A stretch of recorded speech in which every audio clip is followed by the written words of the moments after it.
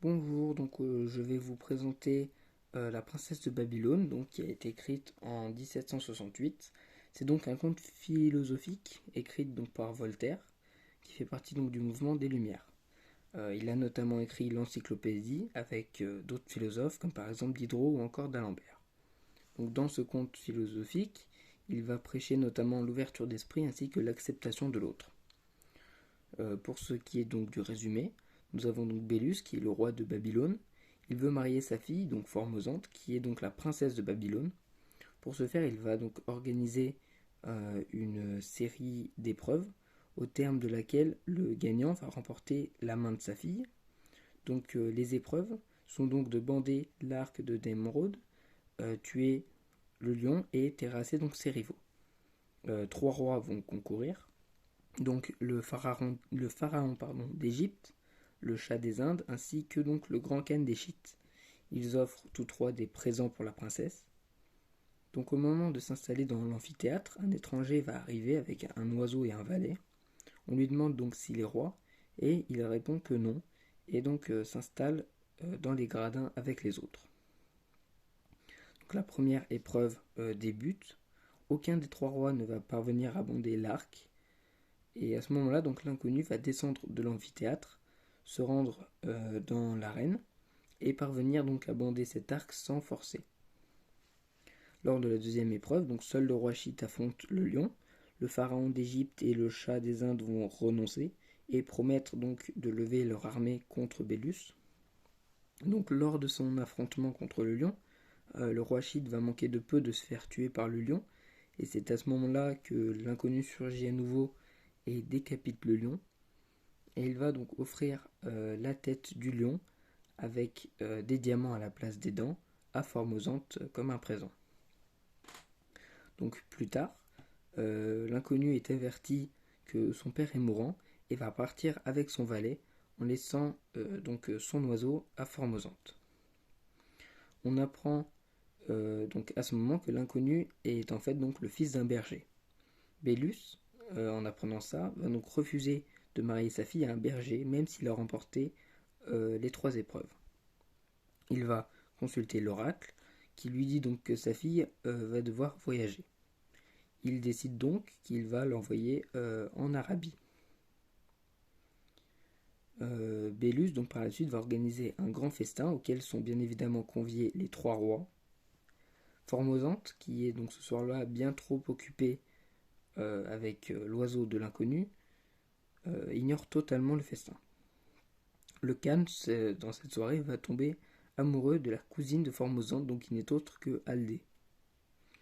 Donc celle-ci va lui révéler que la couronne de Babylone lui revient de droit, car le grand-père de Formosante avait retiré son grand-père à elle du trône. Donc, le Khan, en apprenant la situation, est totalement outré et décide donc d'enlever Aldée avec son accord bien évidemment, et de récupérer la couronne avec son armée par la force. Donc la nuit suivante, Formosante découvre que l'oiseau parle le langage des humains, et donc il lui dit que son maître reviendra d'ici peu. Il lui dit aussi qu'il vient du pays des Gangarides, un peuple extrêmement pur. Il lui donne aussi le nom de l'inconnu, donc qui n'est autre qu'Amazon. Le lendemain, donc Bélus va annoncer à sa fille qu'elle va devoir prochainement donc partir. Elle, qui n'a jamais quitté le palais, va évidemment accepter en espérant pouvoir croiser Amazon sur son trajet. Donc plus tard, juste avant le départ, on a le pharaon d'Égypte qui est totalement ivre, qui va tuer donc l'oiseau. Celui-ci, dans son dernier souffle, va dire à Formosante d'incinérer son corps et de ramener donc ses cendres en Arabie. La princesse, en colère, donc, fait détruire tous les cadeaux du pharaon. Ce dernier, donc, qui est accompagné par le chat, vont tous les deux quitter le palais pour aller monter leurs armées chacun de leur côté contre Bélus. Donc le Khan va enlever Aldée et part également préparer son armée pour reprendre la couronne de Babylone. Formosante, quant à elle, va partir en Arabie. Et quand Bélus découvre qu'Aldée a été enlevée, il va lui aussi lever son armée et partir donc pour la Scythie. Formosante, elle donc, se voit forcée de dîner avec le roi d'Égypte qui l'a suivi donc durant son trajet donc sur la route pour aller en Arabie. durant ce dîner, elle va réussir à mettre des somnifères dans les verres du pharaon et de ses hommes, de se déguiser, donc elle et sa femme de chambre, pour pouvoir s'enfuir jusqu'en Arabie. Donc enfin arrivée en Arabie, elle fait donc ce que l'oiseau lui a dit de faire avec ses cendres, et donc de les exposer, là-bas, en Arabie. Et en fait, c'est à ce moment-là qu'on découvre que l'oiseau était en fait un phénix, donc il va renaître de ses cendres. Maintenant qu'elle est à nouveau accompagnée donc de l'oiseau, Formosante se rend au royaume des Gangarides, et quand ils arrivent, on leur apprend qu'Amazon est parti seulement quelques heures plus tôt. Sa mère lui avait dit que Formosante a eu une aventure avec le roi d'Égypte, ce qui était totalement faux, et il s'est donc enfui en Chine. Elle apprend donc également qu'Amazon est son cousin, et donc toujours accompagnée du phénix, elle part en Chine à son tour. Donc arrivée en Chine, elle apprend le départ d'Amazon. Elle apprend donc le départ d'Amazon donc en Chittie. Aussi donc, il a refusé les avances d'une princesse chinoise par amour. Formosante part donc pour la Chittie. Donc arrivée en Chittie, elle va apprendre de sa cousine qu'Amazon est reparti pour le royaume donc des Cimmériens, après avoir repoussé les avances de la plus belle femme du pays. Arrivée donc au royaume des Cimmériens, elle apprend qu'il est reparti pour la Scandinavie, puis au royaume des Sarmates, puis en Germanie. La princesse donc va traverser tous ces pays à la recherche d'Amazon. Par la suite, donc quand Amazon est chez les Bataves, Formosante le manque de très peu puisqu'il est reparti sur l'île d'Albion seulement quelques heures auparavant. Donc la princesse, sur ses traces, va décider de prendre la mer, mais malheureusement pendant 8 jours, la navigation est rendue impossible à cause donc des vents violents.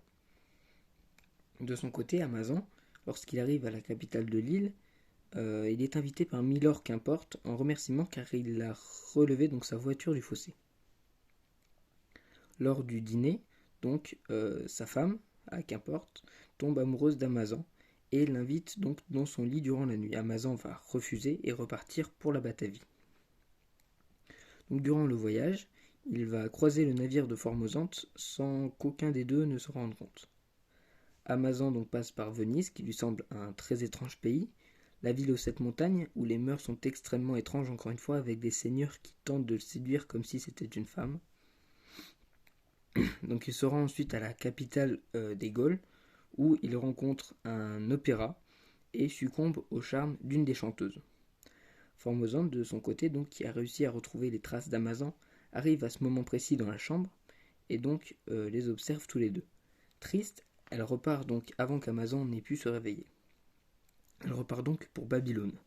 Mais sur le chemin, donc, elle va être accusée de magie noire et condamnée au bûcher.